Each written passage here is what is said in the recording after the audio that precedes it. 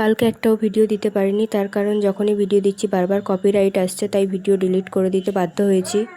আবারও একটা নতুন দিনের শুরু। তো সকাল সকাল ঘুম থেকে উঠে আমি এখানে রেডি টেডি হয়ে নিচ্ছি, কারণ আমাকে প্রত্যেক দিনের মতো আজও রান্না করতে হবে। 9টার মধ্যে মোটামুটি আমাকে রান্না কমপ্লিট করতে হয় সকালে। তো সকালে যেসব বাসি কাজগুলো থাকে সেগুলো আমার কমপ্লিট হয়ে গেছে। যে পরিমাণ গরম, তাতে যাদের মাথায় একটু বেশি চুল আছে বা যাদের চুল একটু লম্বা তারাই জানে এই গরমের কষ্টটা। আমার থেকে ভালো সেটা আর কেউ জানে না।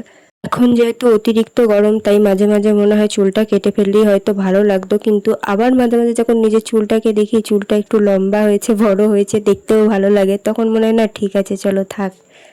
আমার নিজের পছন্দের হলে হয়তো এতদিন চুলগুলো থাকতো না, অনেকদিন আগেই ছোট হয়ে যেত। বাট আমার চুলটা হলে কি হবে, চুলের যত্ন অন্য কেউ নেয়। আর চুল দেখেই নাকি সে আমায় পছন্দ করেছিল, তাই চুলটা কাটতেও দেয় না আর আমি কাটতেও পারি না। সে আর অন্য কেউ না, সে আমার বর। যেদিন চলে যায় সেটা যেরকম আমরা ফিরে পাই না, যেরকম দিনটা খারাপ গেলেও ফিরে পাই না আর ভালো গেলেও ফিরে পাই না। ভালো গেলে তো আমরা বলি ঠিক আছে এরকমভাবেই চলুক, আর খারাপ গেলে আমরা বলি যে এই দিনটা যেন আর ফিরে না আসুক। সব সময় আমরা যেটা চাই সেটা পাই না বা হয় না, কারণ দিন ভালো যাবে না খারাপ যাবে সেটা পুরোপুরি নির্ভর করে সময় আর পরিস্থিতির ওপর। সময় ভালো গেলে আমরা অতটা ভাবি না, বাট সময় যদি খারাপ যায় তখন ভাবি যে সব খারাপই মনে হয় আমাদের সাথেই হচ্ছে। যাক ছাড়ো, এইসব কথা বাদ দাও। আর আজকে সকালে আমি রান্না করেছিলাম হচ্ছে লাল শাক আর আলু পেঁয়াজ দিয়ে ভাজা করেছিলাম, আর কুমড়ো আর আলুর তরকারি করেছিলাম নর্মালি। এটা যেহেতু বর টিফিন নিয়ে যাবে তো অল্প করেই রান্না করেছিলাম, কারণ বেলায় আমাকে আবারও রান্না করতে হবে।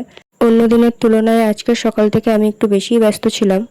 রান্নাটা কমপ্লিট হলে টিফিন গুছিয়ে দিলে বর বেরিয়ে গেলে তারপরে মোটামুটি একটু ধীরে সুস্থে কাজটা করতে পারি। ও যতক্ষণ বাড়িতে থাকে সকাল থেকে ততক্ষণ আমি বেশিই ব্যস্ত থাকি একটু। তোমাদের সাথে কথা বলতে বলতে মোটামুটি আমার রান্না বান্না সব কমপ্লিট, আর বর টিফিন গুছিয়েও দিয়েছি, তো বর বেরিয়ে গেছে, এবার আমাকে বাকি কাজগুলো করতে হবে। তোমরা যদি রেগুলার আমার ভিডিও দেখে থাকো তাহলে জানবে যে 2 দিন আগের ভিডিওতে আমি বলেছিলাম বর্ষাকালে আমার বাসন ধুতে অসুবিধা হয়, যার জন্য আমি এখানে একটা বেসিন তৈরি করছি। আর মোটামুটি সব কাজই কমপ্লিট ছিল, শুধু প্লাম্বারের কাজটা বাকি আছে। আর এই কাজটা কমপ্লিট হলেই আমি এই জায়গাটাকে ব্যবহার করতে পারবো। তো মাঝে মধ্যেই প্রায় সময় বৃষ্টি হচ্ছে, আর শুকনোর সময় আমার প্রবলেম হয় না, বাট বৃষ্টি হলেই আমার অসুবিধাটা হয়। সেই প্রবলেমে পড়তে হলো, আর মিস্ত্রি দাদা পুরো ব্যাপারটা ঝুলিয়ে দিল। শনিবার যেহেতু কাজটা হয়েছে, তো হিসেব মতো 2 দিন পরে হলে আজকেই প্লাম্বারের কাজটা করার কথা ছিল। এদিকে মিস্ত্রি দাদাকে ফোন করাতে মিস্ত্রি দাদা বলে যে আজকে হবে না, কাল অবশ্যই যাব। উনি আমাকে ফোনে এটাও বলেন যে যে ব্ল্যাক মার্বেলটার ওপর কাজ হয়েছে ওই ব্ল্যাক মার্বেলটা একটু নারকেল তেল দিয়ে পরিষ্কার করতে, মার্বেলটা তাহলে নাকি কালো হয়ে যাবে। সত্যি কথা বলতে আমি এই বিষয়টা জানতামই না, বাট জানার পরে আমিও ট্রাই করলাম, দেখলাম সত্যি সত্যি হয়েছে, তোমরাও দেখলে। আমি তো ভেবেছিলাম জায়গাটা মানে ব্যবহার করতে করতে মোছামুছি করতে করতেই হয়তো কালো হয়ে যাবে, কিন্তু সেটা আমার পুরো ভুল ধারণা ছিল। প্রথমবার নারকেল তেল দিয়ে মোছাতে কতটা কালো হয়ে গেছে দেখো, আমি তো দেখে একটু অবাকই হয়েছিলাম।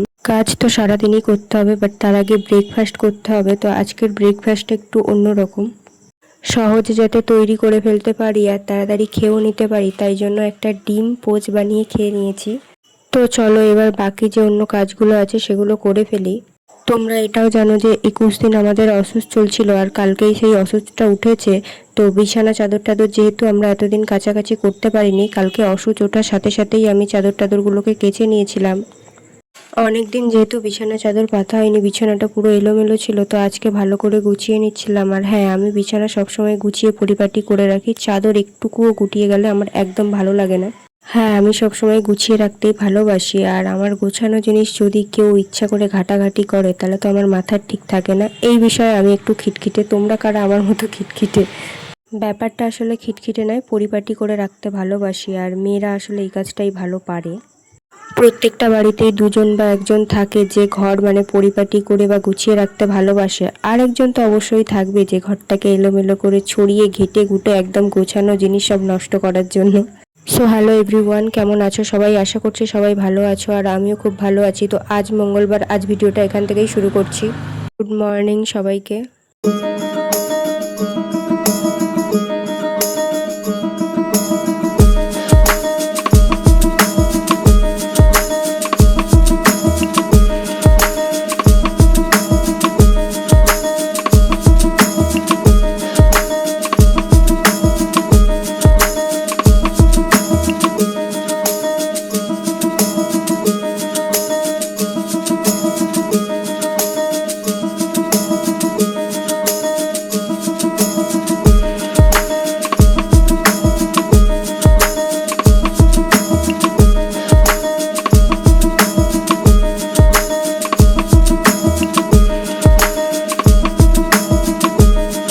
সারাদিন কাজ করলেও কাজ আর শেষ হবে না, তো এর ফাঁকে আমি স্নান করে নিয়েছিলাম।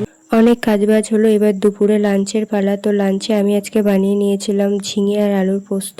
আমার ভিডিও তোমাদের কেমন লাগে অবশ্যই জানিও, আর ভিডিও যদি ভালো লাগে লাইক কমেন্ট শেয়ার আর চ্যানেলটাকে সাবস্ক্রাইব করে দিও। চলো টাটা, দেখা হচ্ছে নেক্সট ভিডিও।